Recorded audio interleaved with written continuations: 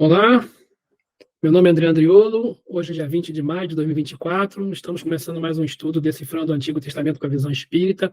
Hoje vamos falar dos 10 mandamentos, terminar os 10 mandamentos, a segunda parte. Como eu sempre falo, esclarecendo, nosso estudo é sempre feito à luz da doutrina espírita. Ressalto que não tem nenhuma intenção da gente brigar, estabelecer controvérsia, discutir com qualquer pessoa de qualquer outra religião, nem política, nem nada disso.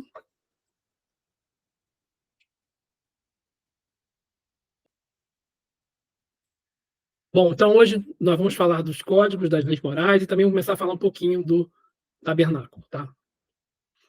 Nossos objetivos são os últimos 6 mandamentos, falar das instruções diversas que Moisés coloca e vamos começar a falar do tabernáculo. Nós já estamos falando, é só relembrando o Êxodo dividido em 3 partes: fidelidade, libertação, fidelidade e comunhão. Nós vamos terminar a parte da fidelidade e vamos entrar na parte da comunhão. Só o iniciozinho. Então, lembra né, que a gente conversou que o Êxodo, né, no Êxodo, os 10 mandamentos são passados 3 vezes. No capítulo 20, no 32 e no 34.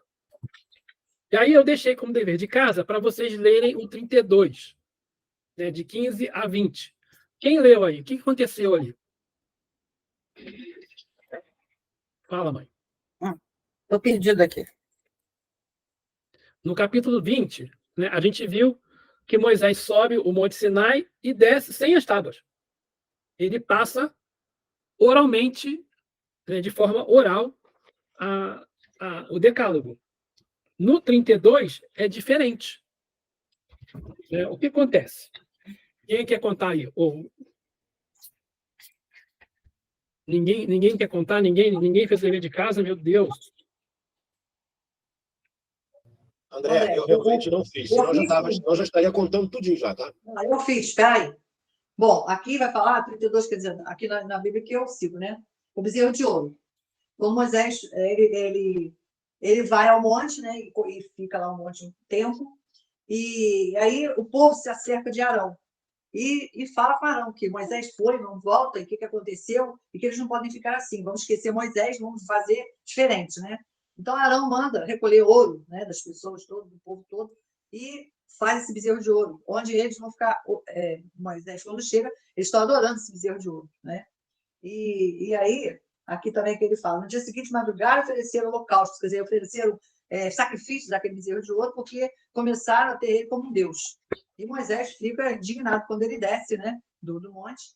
Então o Senhor diz a Moisés, né: tenho visto a este povo, e é o povo de dura serviço. Quer dizer, o povo não tinha paciência de esperar nada, não queria esperar Moisés, não sabia o que Moisés estava fazendo, e não confiava, né? Quer dizer, aí faltou a fé verdadeira, né? Confiança no Deus. E depois eles falam, né? Por que hão de dizer aos egípcios, né? Para mal os tirou, para matá-los nos montes e para destruí-los da face da terra? Quer dizer, para eles, Moisés estava, ao invés de ajudá-los, era prejudicando o povo, né? Eles estavam reclamando, né? Só reclamando. Mas aí, nessa parte, ele quebrou as 2 tábuas. É isso que o André está falando, né? Na primeira ele recebeu, na outra... Não, na primeira oral, depois ele recebeu as tábuas, né? E quebrou. Eu acho que aí ele quebrou. A próxima, ele teve que fazer as pedras, não é isso? Teve que esculpir as pedras. Na terceira vez.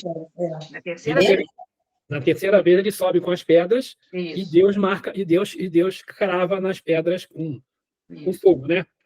Mas então, essa parte, essa segunda parte é a parte que mais aparece nos filmes, né? Eu, quando li isso aqui, eu tinha certeza que Moisés subia uma vez e já descia com as tábuas. Mas os filmes não mostram a primeira vez. Então, são 3 vezes. Na segunda vez, Moisés quebra as tábuas. Depois vamos falar mais um pouquinho sobre isso. Mas, assim, lembrando que a gente conversou sobre isso na reunião passada. E aí, né, a gente viu que as 2 tábuas, né, a primeira, tem 4 mandamentos que são ligados a amar a Deus e os 6 mandamentos. Os outros 6 mandamentos são ligados a amar ao próximo. Por isso que Jesus fala amar ao próximo como a ti mesmo.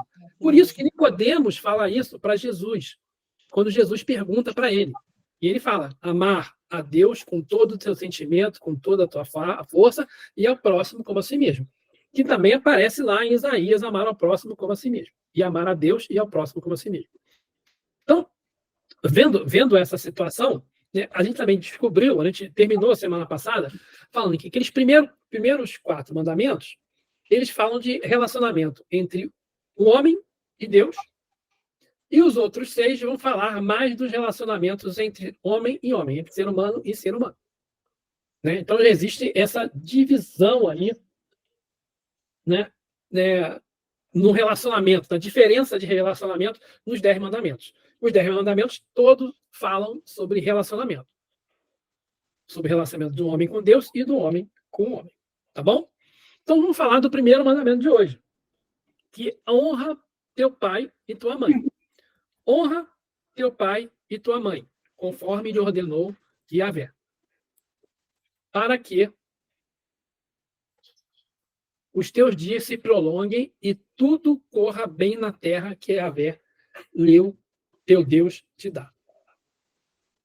Bom, primeiro, além do ponto que normalmente a gente fala sobre honrar pai e mãe, que é muito explícito esse texto, mas uma coisa interessante, vamos começar a esmiuçar isso. Ele fala pai e mãe. Porque a gente precisa ter, para a gente nascer, precisa de um gameta feminino e de um masculino. Não tem jeito. Pode, mesmo quando é proveta, né, inseminação artificial ou na proveta, precisa do elemento masculino e do feminino, que devem se unir para nascer a semente. A célula ovo que dá origem ao corpo humano.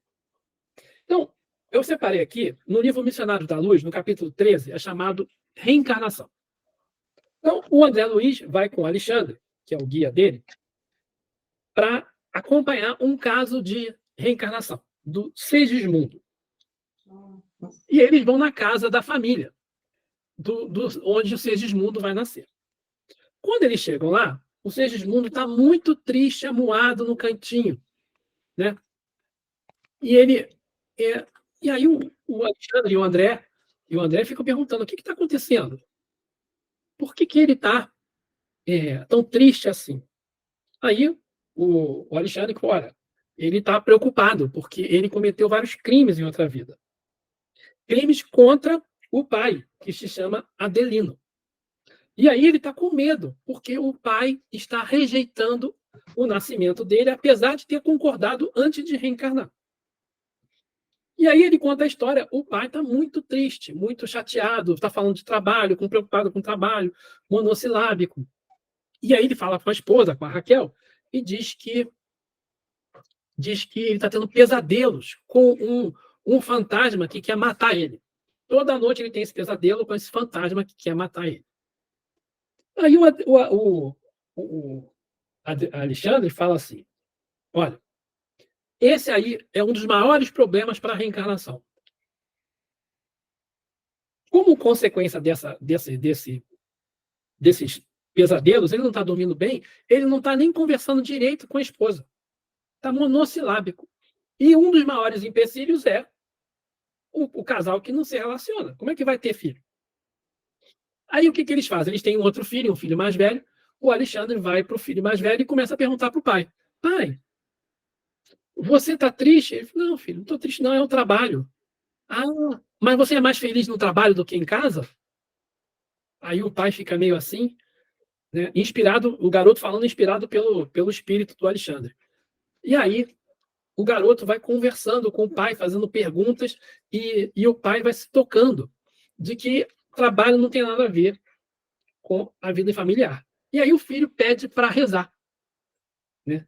E aí eles rezam e tal, aí acontece várias coisas, aí eles vão dormir, na hora que eles vão dormir, a Raquel é desdobrada e sai com uma entidade feminina que vai levar ela, digamos assim, é um espírito mais iluminado. E o Adelino, na hora que sai do corpo, desdobra, vê o Segismundo e sai correndo, quer ir embora, quer mergulhar de volta no corpo, essa expressão que eles usam aqui.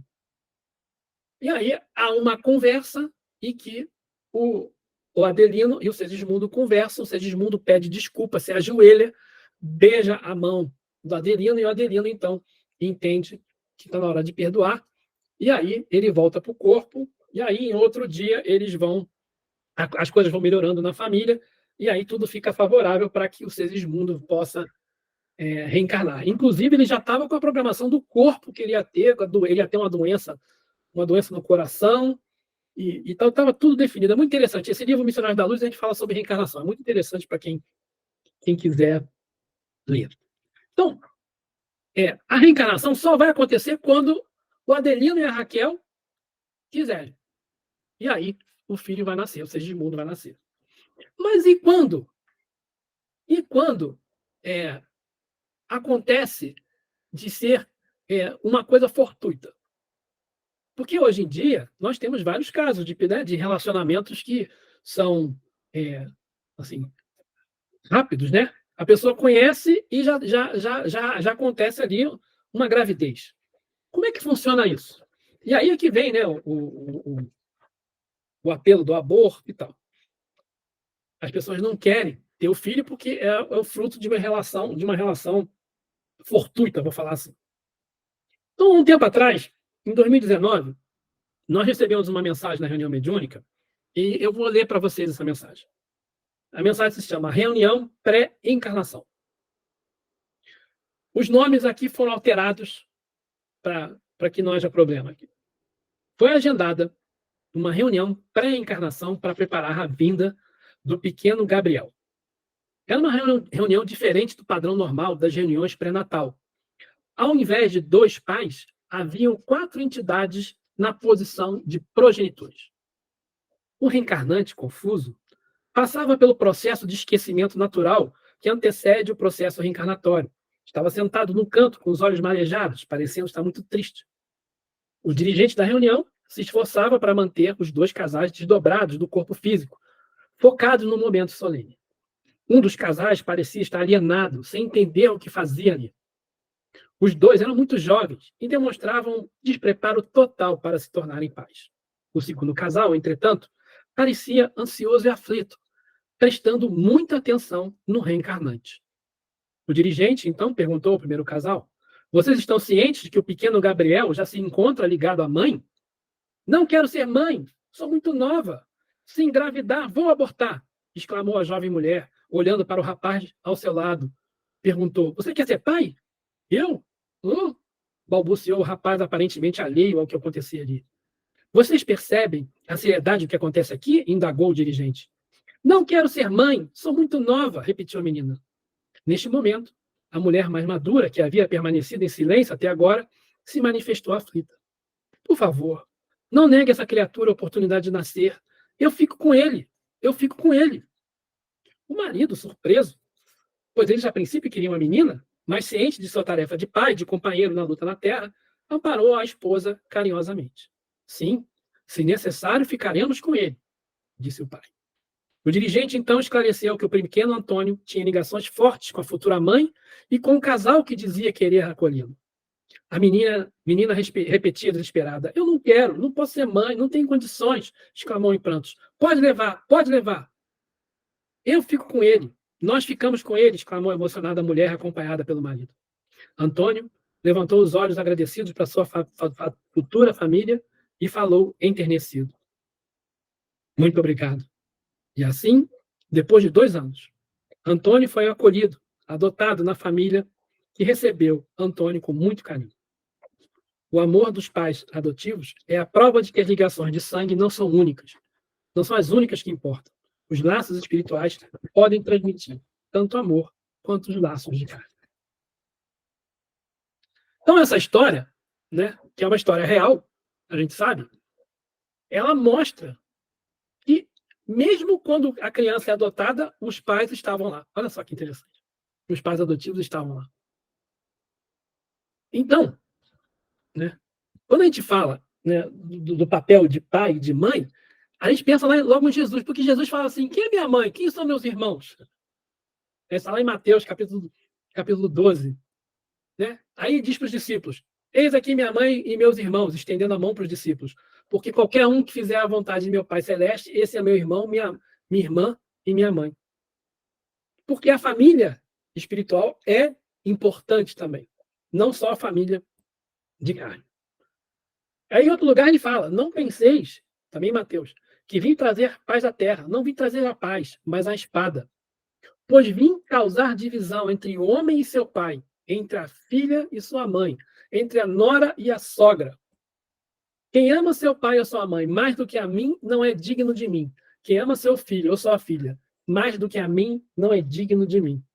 Parece, né, uma pessoa desavisada, parece que Jesus está indo contra o mandamento.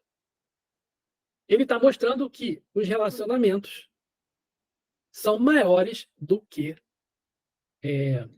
simplesmente aquela família, né, de sangue ali. André, mas aí a gente vai vendo que as nossas leis também vão modificando, né? Principalmente em questões, né, familiares. Há uns anos atrás, só era reconhecido a paternidade né, e a filiação só se dava pelo exame de sangue, né? Eram dos laços só consanguíneos a nossa lei. Aí, às vezes, uma pessoa criava uma criança por um tempão, ajudava, aí depois de criado, bonitinho, aparecia o pai e a mãe. Fazia o teste, né, de sangue e a lei e tomava a criança daquela família que criou, que amou, né, que cuidou a vida inteira. Hoje já não são mais considerados só os laços consanguíneos, mas os de afetividade também, né? O que eu quero falar ali, quem está falando nesse início, porque a gente, quando a gente fala rapaz e mãe, a gente sempre fala dos deveres dos filhos para os pais, mas os pais têm deveres com os filhos também. Lógico. Apesar que eu acho que esse mandamento é para os filhos. Para os filhos. Não é? Considerando essa responsabilidade dos pais para com a gente, né? Isso. E aí, né, honrar não é repetir o que os pais fizeram, é transformar. Não é concordar com tudo. Honrar significa multiplica o talento que você recebeu e tenha gratidão e reconhecimento por essa dádiva. Porque o que nós somos hoje, né, o que a gente vive na família dos nossos pais enquanto a gente é jovem, depois que a gente é adulto, sai de casa. E é interessante, tem sempre essa história. Eu trabalhei numa empresa norueguesa e a gente tinha muitos encontros, né, com pessoas de vários países. Nós tivemos um encontro aqui na América do Sul e tinha a pessoa que era responsável pelo Chile, era um inglês. E ele era casado com uma chilena. E eu ri muito com ele. Ele virou assim, meu Deus, que coisa diferente que é cultura. Ele se achava um bom filho, porque ele conversava com a mãe dele por telefone de 2 em 2 meses. De 6 em 6 meses, toda vez que ele conseguia ir na Europa, ele passava na Inglaterra para ver a mãe. E ele se achava um bom filho. A mulher dele, chilena, falava com a mãe todo dia. Então ele não entendia como é que é essa cultura, a diferença entre as culturas, né? Então a cultura, por exemplo, do hemisfério norte, dos americanos, dos europeus, o filho fez 16, 17 anos, sai de casa. Né? Sai de casa. Vai embora. Então existe essa diferença. E aqui nós latinos, né, sul-americanos, nós queremos os filhos dentro de casa. Meu filho mais novo tem 26 anos e mora aqui. Ele mora comigo, 26 anos de idade. Agora que vai sair de casa. Porque a gente tem uma cultura diferente. Se fosse os Estados Unidos, já estava 10 anos já fora de casa. É muito interessante isso. Mas, então, honrar significa multiplicar o talento. É você crescer. O que a gente quer é que nossos filhos sejam sempre melhores do que nós. Né? Mais prósperos materialmente e moralmente elevados também. Porque a gente dá a nossa educação, a gente quer que eles cresçam. Não é isso? Bom, o 6º mandamento. Não matarás. Quando a gente olha esse 6º mandamento, não matarás, é interessante porque a própria... Depois a gente vai ver aqui no próximo capítulo aqui do Êxodo, o Moisés fala toda hora em matar, faz isso, mata, faz aquilo, mata. Como que pode dizer não matarás? Então, eu peguei aqui, não sei se está para vocês verem aí, em hebraico. Matar é tirsa. Em inglês, na Bíblia do King James, ele traduz: você não deve assassinar. You shall not murder. Quer dizer, you shall not murder. Você não deve assassinar. Né? Se você olhar, esse CDWGTBH é um código de comentários da Bíblia católico. Ele traduz ali: matar, assassinar, colocar put to death, quer dizer, matar mesmo, no sentido de assassinar. Então, aí o 6º mandamento ficaria assim: não assassinarás. Desde lá de Caim e Abel é um arquétipo do irmão matando o irmão. E todos nós não somos filhos de Deus? Todos nós somos filhos de Deus? Então, todos somos irmãos. Então, qualquer assassinato é sempre de um irmão matando o outro. Toda vez que alguém mata alguém, que assassina, é irmão matando irmão. Eu até falei com vocês lá do texto, né, do não matarás, lá em Números, no capítulo 35, os versículos 9 a 22, Moisés estabelece a diferença entre matar com e sem intenção. Quando a pessoa mata sem intenção de matar, o assassino, né, o que matou, é banido da tribo até o sumo sacerdote morrer. Quando o sumo sacerdote morrer, a pessoa pode voltar para a tribo. E se ela matar com intenção, é pena de morte. Então, não matarás ali significa não assassinarás. É um pouco diferente de não matarás, que todas as traduções brasileiras em português que eu achei falam não matarás. Só nas traduções em inglês que eu vi, não assassinarás. Então, mas o sentido que eu entendo, né, que eu vi aqui, é principalmente não cometer assassinato, que é muito básico, né? O 7º mandamento, não adulterarás. Ele fala de fidelidade. A gente tem fidelidade conjugal, né? Isso era muito importante ali também naquela sociedade, apesar de que, nós vamos ver depois, existem regras, eles permitem era permitido que o judeu tivesse várias esposas. Inclusive as servas, né, podiam ser esposas. Abraão tem um filho com uma serva, com Agar. Ismael é filho de Agar, a serva. E eles podiam ter 2, 3 mulheres. E aí ele só coloca uma ressalva. Essa mulher a segunda mulher tem que ter os mesmos direitos, os mesmos bens do que a primeira mulher. Então, ele exigia fidelidade conjugal. Na sociedade, a gente também precisa, né, de ter fidelidade na sociedade. A gente precisa ser fiel, eles precisavam ser fiel ao povo. Então, eles não aceitavam que viessem pessoas de outros povos se juntaram aos judeus. O judeu só podia casar judeu com judeu. A pessoa só poderia casar com um não-judeu se essa pessoa se convertesse ao judaísmo. Os homens, através da circuncisão. E as mulheres não podiam se casar com não-judeus. Então, eles exigiam essa fidelidade na sociedade. E a gente precisa ter, né, fidelidade conjugal, fidelidade na sociedade. No Cântico dos Cânticos, né, que é um livro de Salomão, né, a interpretação genérica, geral que se dá é que ele fala de uma amante, né, e do noivo, do amor, né, e que Jesus é o noivo e a humanidade é a noiva. Porque mostra que existe um amor muito forte, existe uma grande fidelidade entre o noivo e a noiva, entre Jesus e a humanidade. Então, Jesus expressa realmente essa fidelidade. Jesus é fiel a gente até o fim, né?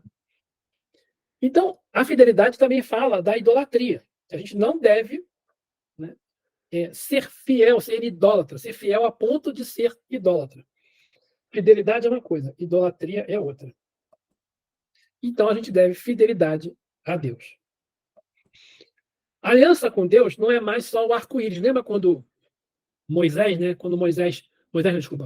Noé, quando seca, né, depois dos 40 dias e 40 noites de chuva, dos 120 dias, que ficou tudo alagado, aparece um arco-íris para selar a aliança de Deus com Noé, dizendo que não ia mais destruir de novo a humanidade.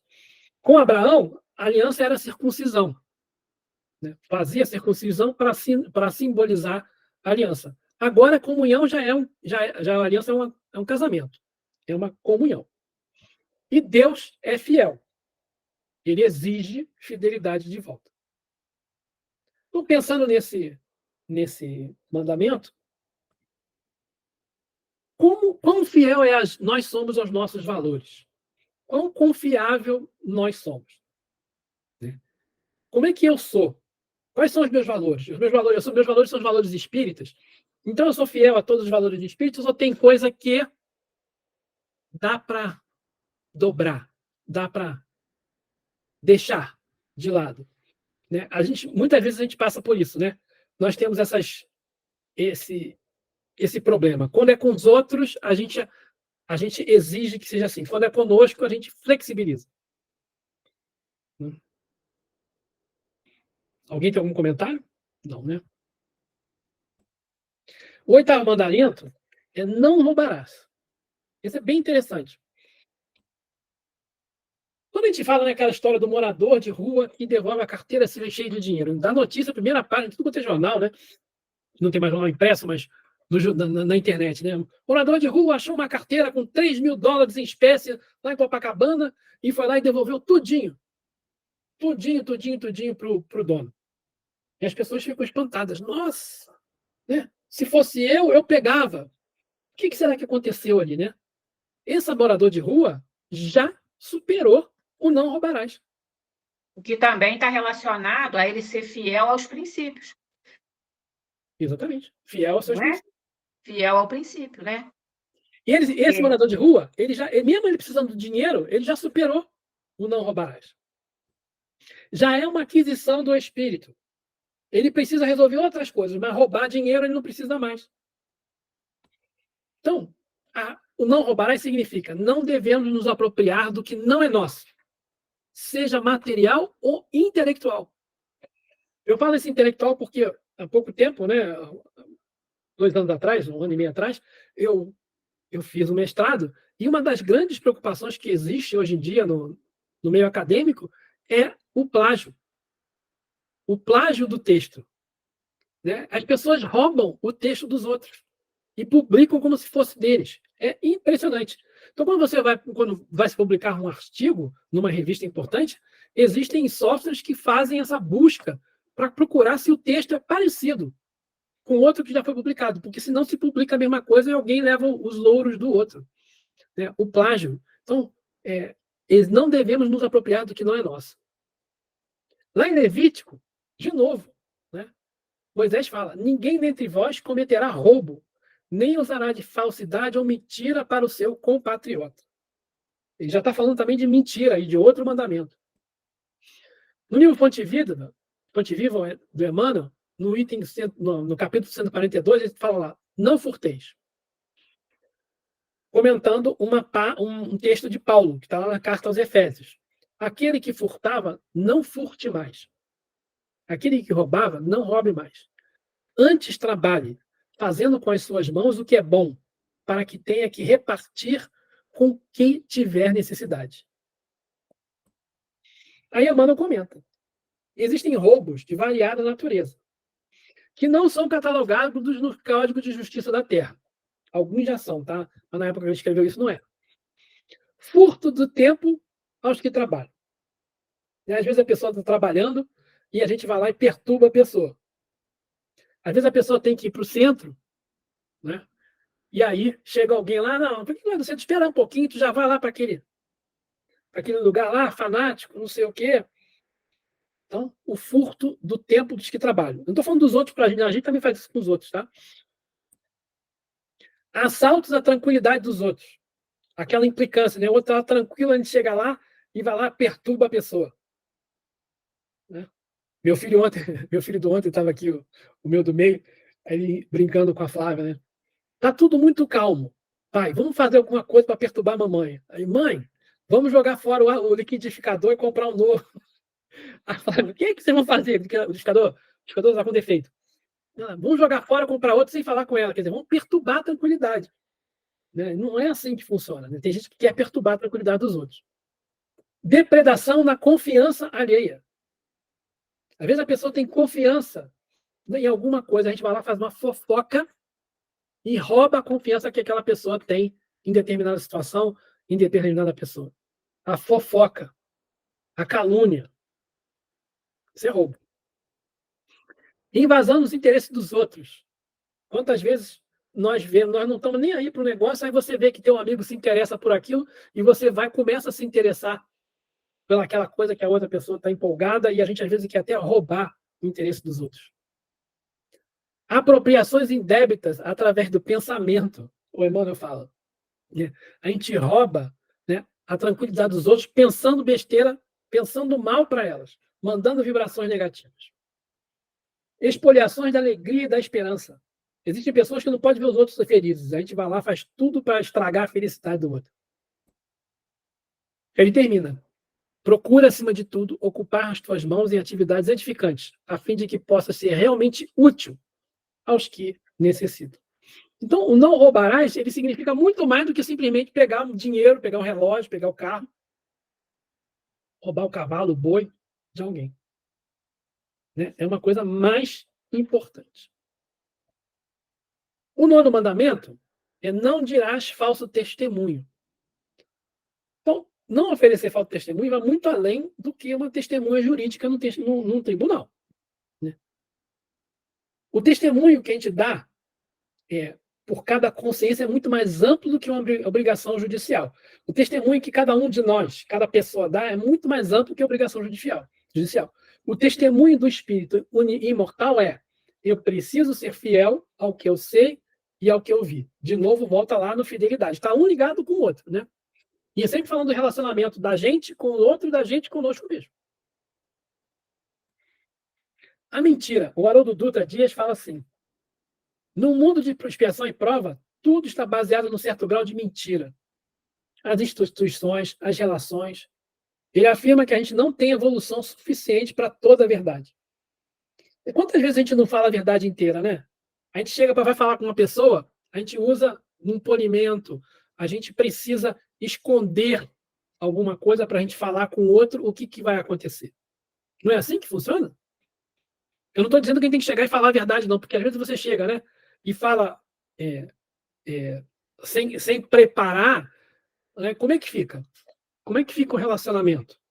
A gente sempre tem uma mentirinha, a gente sempre tem no nosso relacionamento do dia a dia, nas relações, a gente precisa sempre dosar o que a gente está falando. Porque isso faz parte do ambiente que a gente vive no mundo de provas e expiações. O último mandamento é não cobiçarás. Aí ele fala, né? Os bens do próximo, que é a casa, o carro, o dinheiro. A esposa, na verdade, é o cônjuge, né? O cônjuge, a coisa mais cara, a esposa ali representa a coisa que a pessoa mais íntima do outro. E aí ele fala de escravo de bois. Hoje em dia nós não temos, né, dessa situação dos servos, a gente tem negócio, o emprego, o cargo. Quantas vezes nós cobiçamos o cargo do outro, né? A pessoa está lá na corporação, na organização, está doida para derrubar o outro porque ela quer o cargo do outro. Na política, então, nem se fala, né? Um quer derrubar o outro. Né? Então, o não cobiçarás, ele é bastante forte. Bom, com isso a gente encerra os 10 mandamentos. Alguém quer acrescentar alguma coisa, algum aspecto que eu deixei de lado? Fala, Maria Luísa. Eu estava ouvindo você falar sobre as pessoas, né, a forma das pessoas agirem. Né? Hoje aconteceu uma coisa comigo muito interessante, que é muito difícil a gente ver isso. Né? Eu estava passando ali em frente ao McDonald's no 13 de maio e estava saindo um carro. Eu peguei e parei, né, para esperar o carro sair dali do estacionamento do posto ali. E o rapaz parou, fez sinal para eu passar. Aí eu peguei, estava muito próximo do carro, falei: olha, muito obrigado. Ele disse assim: estou fazendo isso com a senhora e faço com todos, porque foi o ensinamento que meu pai me deu. Aquilo me calou, sabe, me calou fundo, porque eu reportei isso a Deus, né? De, poxa, as pessoas têm conhecimento, né? Sabem o certo, mas às vezes fazem o errado. Ele, gentilmente, né, parou o carro, me deu a vez para passar e falou, né? O ensinamento que meu pai me deu, e eu respeito esse ensinamento. Eu sei que o certo é esse, eu tenho que esperar a senhora passar. Então, achei isso muito bonito, né? E voltando aos nossos ensinamentos, a gente sabe que é o que Deus espera da gente, né? Que a gente... Educação, gentileza. Tudo junto, né? Bom, vamos lá. O 21, 22 e 23, eles falam de leis diversas. Tem leis sobre o altar, leis sobre os servos, leis sobre os crimes, propriedades e outras leis. Então, é o chamado Código da Aliança. No altar, né, lei sobre o altar, ele fala assim, isso está antes do 32, tá? Antes daquele caso lá do bezerro de ouro. Então, Moisés está lá conversando com Deus, Deus está passando isso para ele. Dize aos israelitas: vós próprios vistes, como vos falei, do céu. Não me coloqueis entre deuses de prata, nem fabriqueis deuses de ouros para vós. Fazei-me um altar de terra, e neles oferecerás os teus holocaustos. Teus sacrifícios de comunhão, tuas ovelhas e tuas vacas. Por que ele fala isso? A gente fala assim, holocausto, sacrifício. Mas lembra daquela época. Antes dele, o sacrifício tinha sacrifício de ser humano. Então, Moisés já coloca, né, já tem ali, é só de ovelha e de boi, né, que ele fala aqui, né? Ovelha e vaca. Ele não é mais de ser humano. Já é uma evolução. Eu sei que a gente pode... isso é bárbaro, né? É a barbárie. Mas já é uma evolução. Já está trazendo... Já é uma revolução. E ele fala para não fazer o bezerro de ouro. Ele quase fala isso, né? Não faz bezerro de ouro. O pessoal vai fazer lá na frente.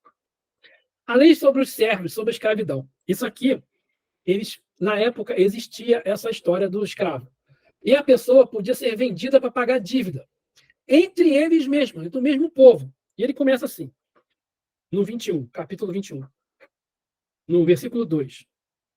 Quando comprares um escravo hebreu,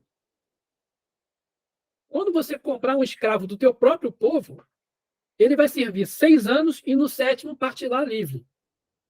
Então, a pessoa podia pagar uma dívida trabalhando para o outro durante 7 anos. 6 trabalhando, 1 descansando. Fez o dia, né? Sempre o sábado, o 7º dia como dia de descanso, igual Deus fez o mundo em 6 dias, no 7º dia descansou. Então, ele vai partir livre sem pagar nada. Se veio sozinho, sai sozinho. Se trouxe a mulher sai junto. Então, existia essa história da escravidão, da servidão, e ele fala sobre isso aqui. Lá na frente, ele fala sobre a legislação criminal. É aí que ele fala, quem ferir mortalmente um homem é réu de morte. Então, quem matar tem que morrer. Aí ele fala depois de crimes sobre a propriedade. Quando alguém roubar um touro, esse é o 37 lá. Quando alguém roubar um touro ou uma ovelha para matar ou vender, restituirá 5 touros por touro e 4 ovelhas por ovelha. Já tem essa definição. E tem outras leis diversas, que quando ele fala que se você se perder, se alguém extraviar alguma coisa de você, como é que faz? Bom, são várias leis. E aí, é nesse ponto aqui, é que a gente fala da lei de Talião, do olho por olho, dente por dente. Né? Isso é uma coisa muito interessante, a gente sempre fala, né? Moisés é o olho por olho, o dente por dente.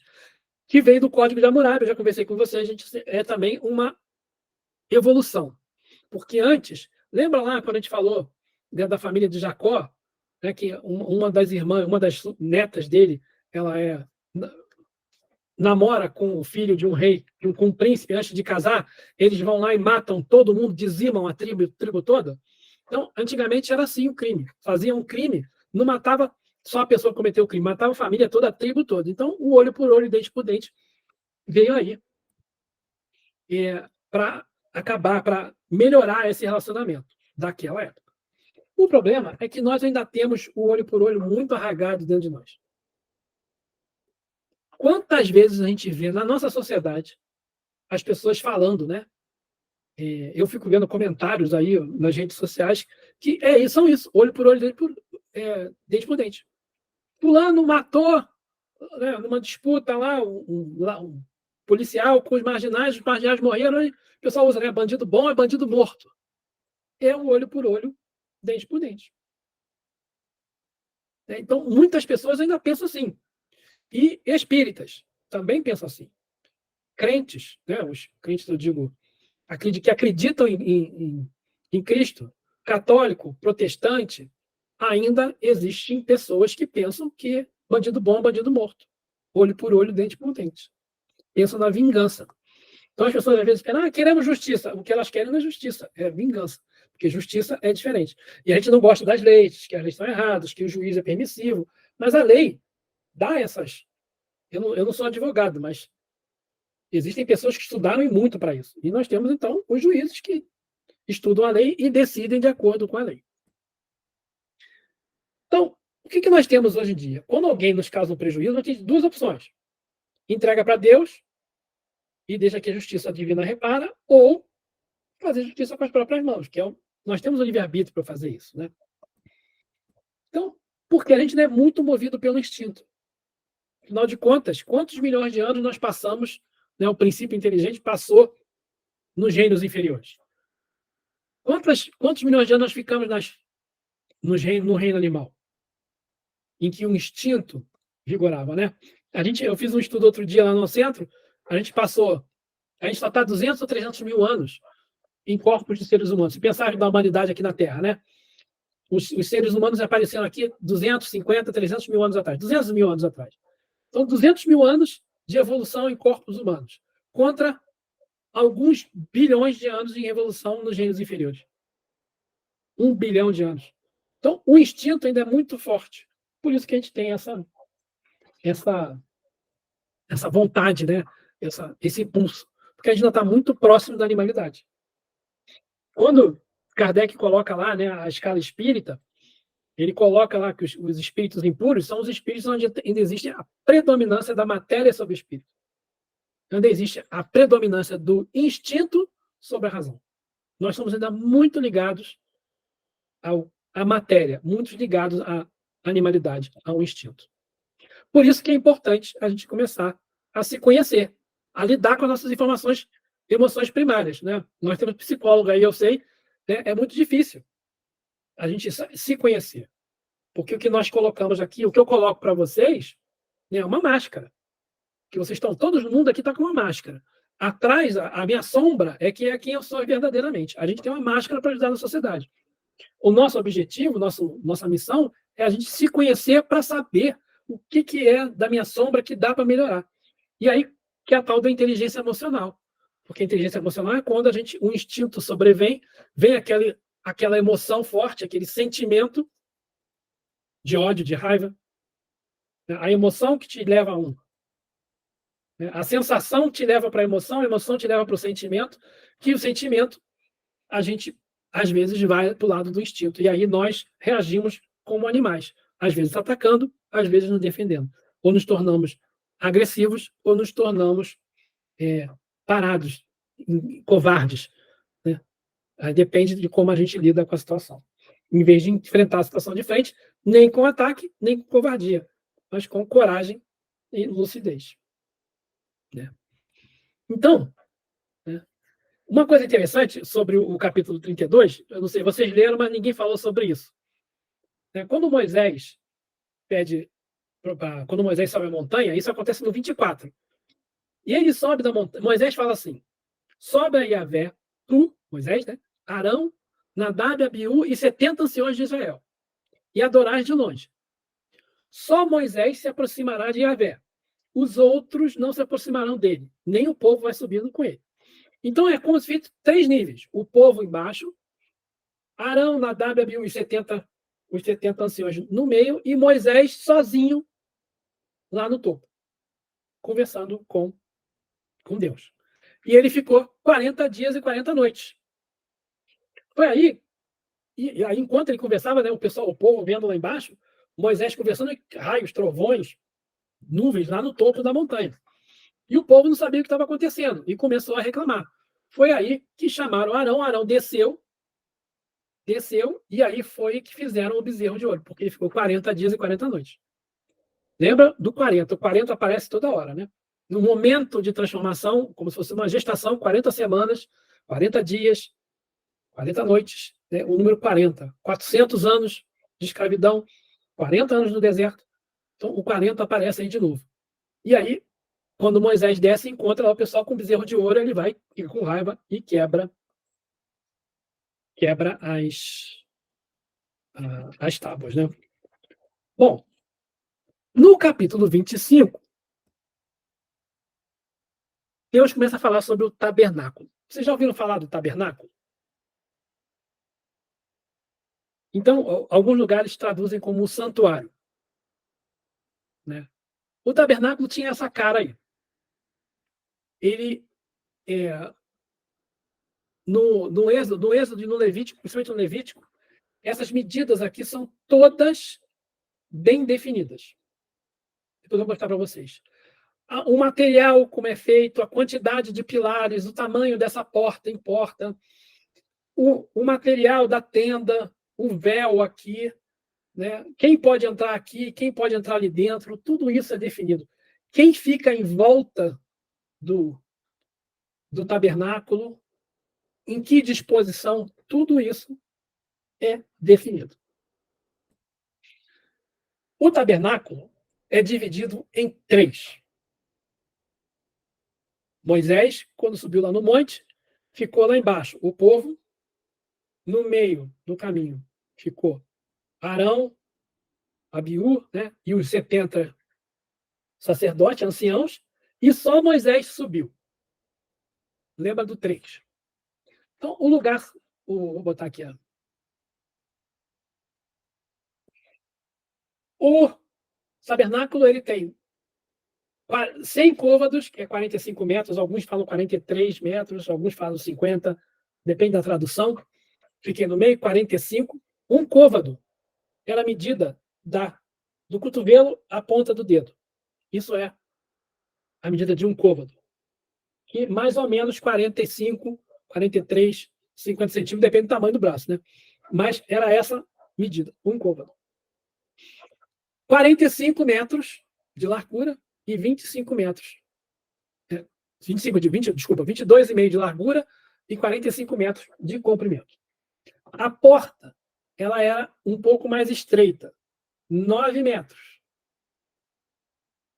E existia o átrio, que é o pátio do lado de fora, o lugar santo, que fica dentro da tenda, e dentro da tenda havia uma divisão que era o Santo dos Santos. Em hebraico não existe santíssimo. Não existe essa, eu não sei como é que fala isso em português, mas é Santo dos Santos, santíssimo. Não existe altíssimo, alto dos altos, né? O alto mais alto. Então, é o Santo dos Santos, lugar santíssimo. Aqui fora, né, no átrio, ficava um altar de bronze, onde eram feitos os sacrifícios e os holocaustos, uma bacia com água, que chama aqui de fonte, mas era uma bacia com água para lavar as mãos. Aqui existia um primeiro véu, uma porta mais estreita, em que aqui qualquer um podia entrar. Aqui só os sacerdotes podiam entrar. Aqui dentro existia uma mesa da preposição, onde ficavam os pães ázimos, 12. 12 pães representando cada uma das 12 tribos de Israel. Todo dia, os sacerdotes tinham que trocar o pão. O castiçal, chamava a menorá, né? O castiçal com 12, uma haste central, e mais 6 de cada lado, então são 13. Deixa eu ver se eu confirmar se é isso mesmo. O castiçal ficava o tempo todo aceso. E então eles tinham que manter o azeite ali, né, aceso. Eram 7. A menorá tinha 7 chamas. 7 é o número da perfeição, né? 7 chamas. Eu falei 12, não, são 7.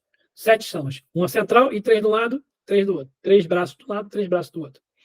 E tinha o altar do incenso, em que também tinham que manter esse incenso aqui aceso o tempo todo. Então, existia um trabalho aqui que só os sacerdotes precisavam fazer e tinham que manter isso aqui funcionando o tempo todo. Existia um segundo véu. Nesse local, Deus ainda não tinha dado as tábuas, ele define que onde vai ficar a Arca da Aliança.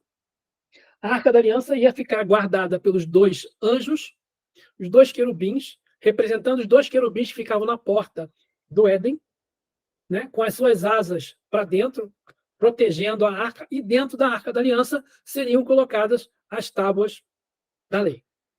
Aqui, no Santo dos Santos, só entraria o sumo sacerdote, uma vez por ano, um dia. E aqui era onde Deus ficava. A coluna de fumaça de dia e a coluna de fogo de noite partia daqui. Tá? 3 lugares onde o povo fica, onde os sacerdotes estão, onde ficava o sumo sacerdote. Esses véus aqui têm determinação como será. Então, você vê, tem uma porta mais larga, tem uma porta menor aqui e tem uma porta estreita, mais estreita aqui, para entrar no Santo dos Santos. A posição do tabernáculo também tinha que ser a porta de entrada virada para o leste, e aí, oeste, norte e sul. Isso tudo era determinado está determinado aqui na Bíblia. Olhando de longe, funcionava assim. Lá do Santo dos Santos ficava a coluna de fumaça com Deus. Do lado leste, né? Leste, lá de cá, em frente ao tabernáculo ficava Moisés, Arão e sua família. A tribo de Levi ficava aqui pertinho. Os coatitas, descendentes de Coate, os descendentes de Gerson e os descendentes de Merate. São os filhos lá de Arão. Então, os levitas ficavam aqui. As 12 tribos são essas aqui. Lembra que Levi era um dos filhos de Jacó. Mas os levitas foram consagrados a serem os sacerdotes. Eles ficavam aqui mais perto. Então, não existe a tribo de Levi. Os levitas, eles tinham algumas cidades. O que aconteceu foi que José teve 2 filhos, e esses 2 filhos foram criados por Jacó, Efraim e Manassés. Então, os filhos de Efraim, os filhos de José, faziam 2 tribos. E aí, compensou. Tirou uma, entrou outra, né? E ficou, então, Benjamim, Manassés, Efraim, Dan, Aser, Naftali, Judá, Issacar, Zebulon, Gade, Simeão e Ruben. A quantidade de pessoas, está lá na Bíblia, 151 mil só de homens. 186 mil aqui, só de homens. 108 mil aqui, só de homens. 157 mil aqui, só de homens. Esse povo todo ficava acampado, todo organizado aqui em volta do tabernáculo. E se a gente reparar, isso aqui é uma cruz, não é? Isso é uma cruz, não é? O que está no centro da cruz? O tabernáculo. Ninguém fala nada.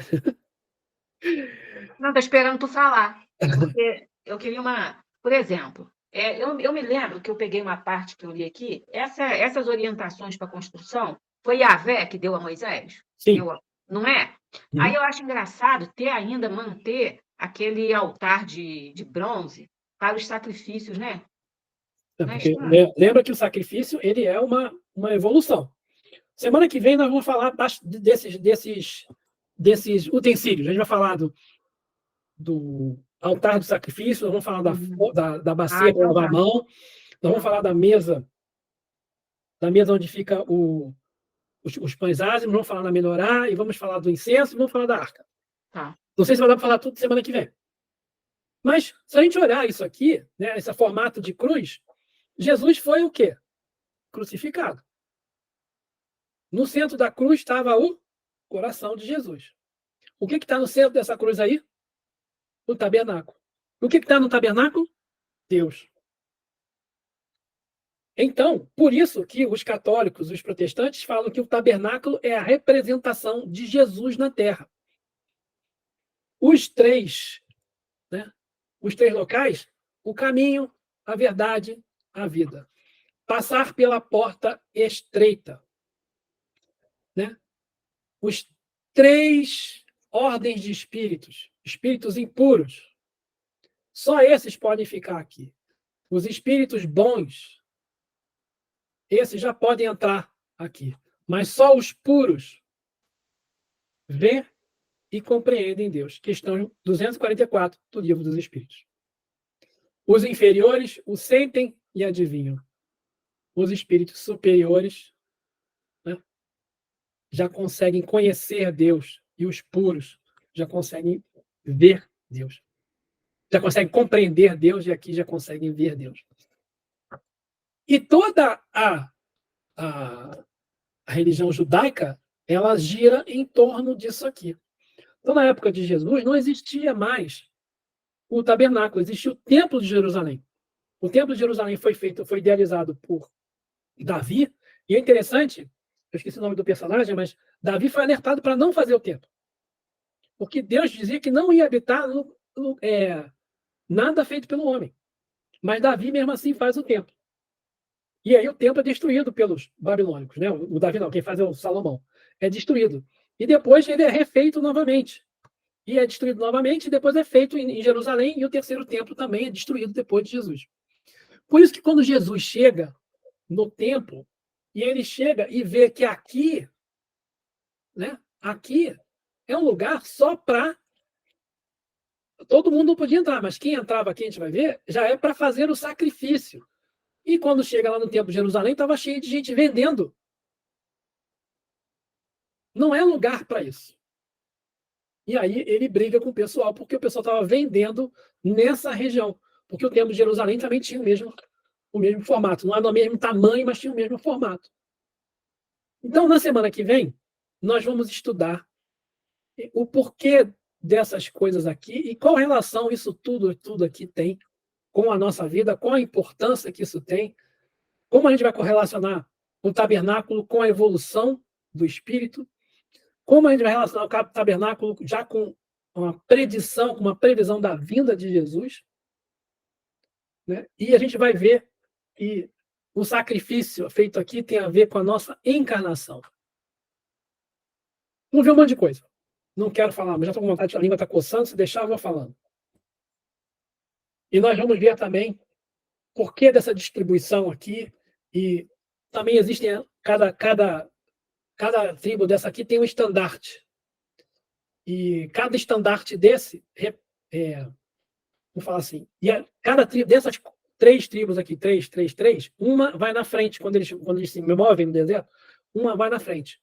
E cada uma delas tem um estandarte. E cada uma delas representa Mateus, Marcos, Lucas e João. Então, tudo isso aqui está relacionado com o Novo Testamento, com o Apocalipse, com a Gênese, com o Espiritismo. Tá bom, gente? Muito obrigado pela atenção. Chegamos ao fim aqui da parte 5. Para casa, eu queria que vocês lessem o capítulo 25 a 31. E no Livro dos Espíritos, a questão 100, o Evangelho segundo o Espiritismo, o capítulo 3, muitas moradas na casa de meu pai. Porque o tabernáculo também fala da evolução dos mundos habitados.